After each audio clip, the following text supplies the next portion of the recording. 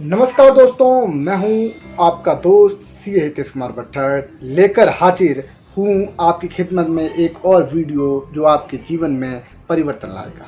दोस्तों, यूं तो हम में से सभी का संबंध प्रत्यक्ष और अप्रत्यक्ष रूप से किसानों से कहीं न कहीं से रहता है, पर दुर्भाग्य से हम में से कुछ ही लोग उनकी समस्याओं से वाकिफ हैं।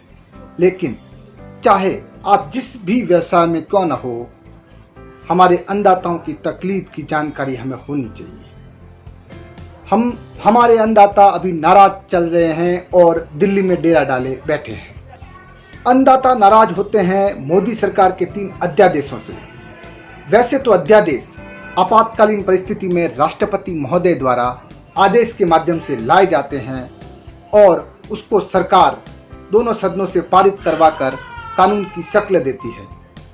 केंद्र सरकार हाल ही में 3 अध्यादेश लेकर आई जो कृषि से संबंधित है और किसान उससे नाराज चल रहे हैं।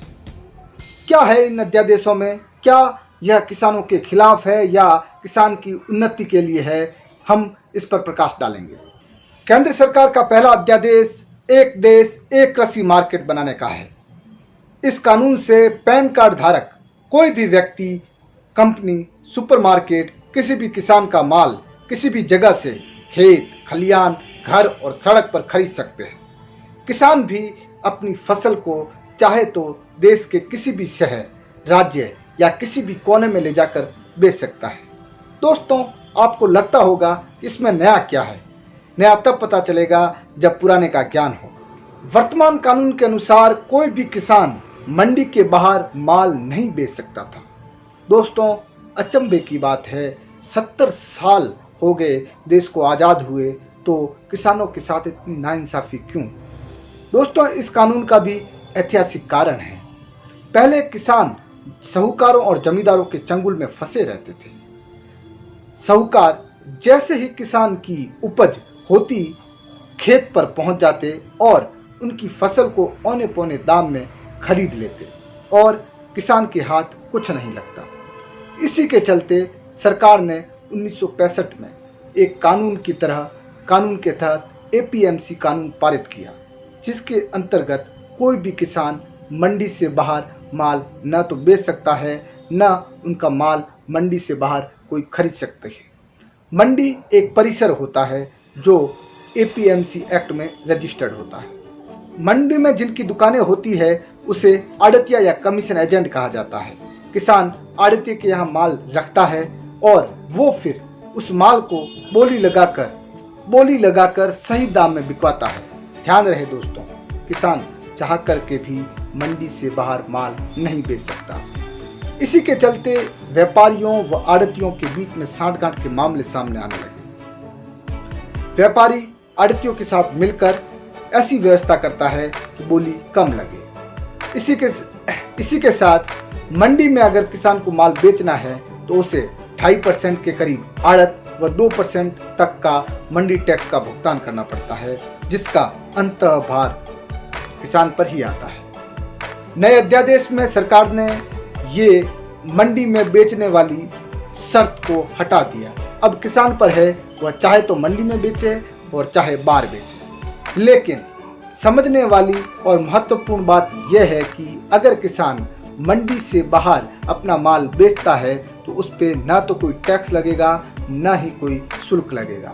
इससे किसान और व्यापारी दोनों ही ये चाहेंगे कि माल को मंडी से बाहर बेचा जाए, और ऐसी व्यवस्था चलती रही तो धीरे धीरे मंडी सिस्टम ही खत्म हो जाएगा, जो कि किसानों के कहीं भी हित में नहीं हो।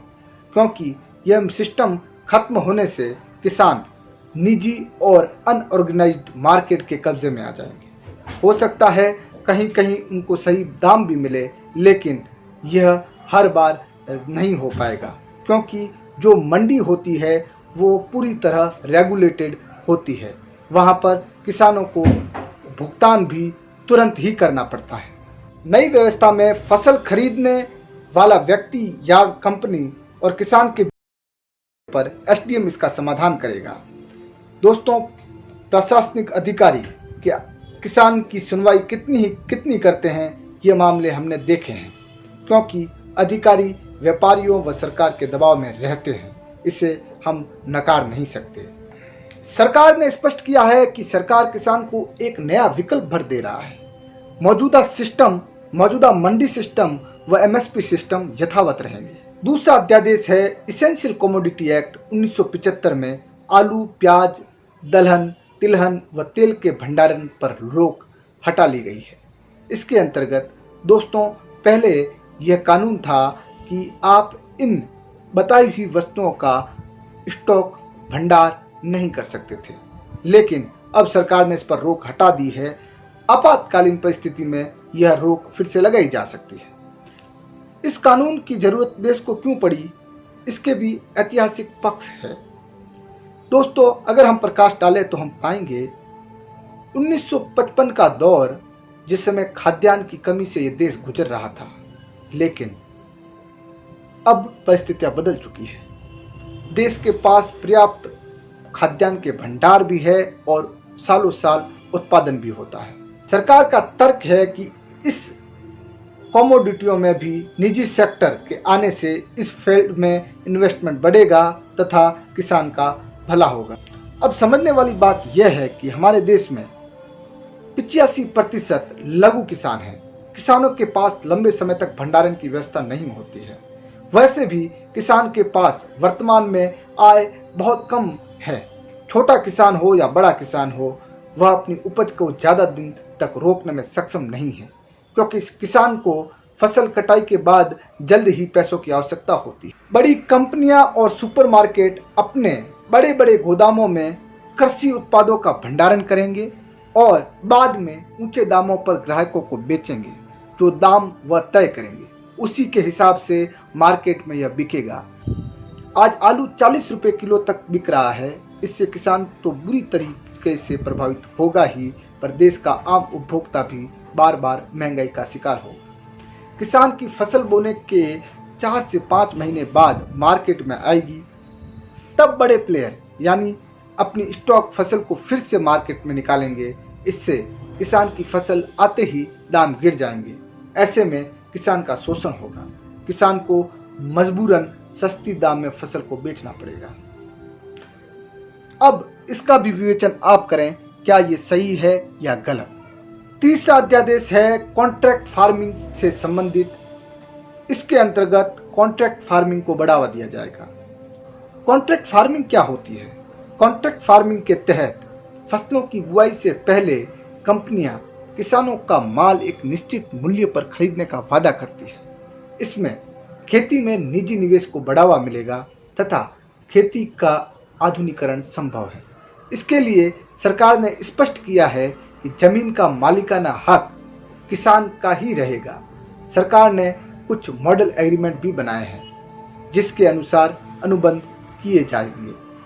लेकिन डर यह है कि हो सकता है जब किसान की फसल तैयार हो जाए तो कंपनियां किसानों को कुछ समय इंतजार करने के लिए कहती है। अगर इस दौरान फसल के दाम मार्केट में बढ़ गए तो कॉन्ट्रैक्ट लेने वाली कंपनी को फायदा होगा, लेकिन अगर मार्केट में दाम गिर गए तो किसानों के उत्पाद को खराब बताकर रिजेक्ट कर दिया जाता है और किसान बेचारा कोर्ट में उस कंपनियों को किसान कोर्ट कचहरी में उन कंपनियों के आगे कितना टिक पाएगा, वो तो भविष्य ही बताएगा। ये है 3 तरह के अध्यादेश जो भारत सरकार अभी लेकर आई है और इसे किसानों का हितैषी बताया जा रहा है। तो क्या कारण है कि पंजाब और हरियाणा के किसान और देश भर के किसान इसके खिलाफ है। मैंने तीनों कानूनों को आपके सामने पेश करने की कोशिश की है सरल भाषा में। अब आप ही विवेचन कीजिए, क्या यह किसानों के हित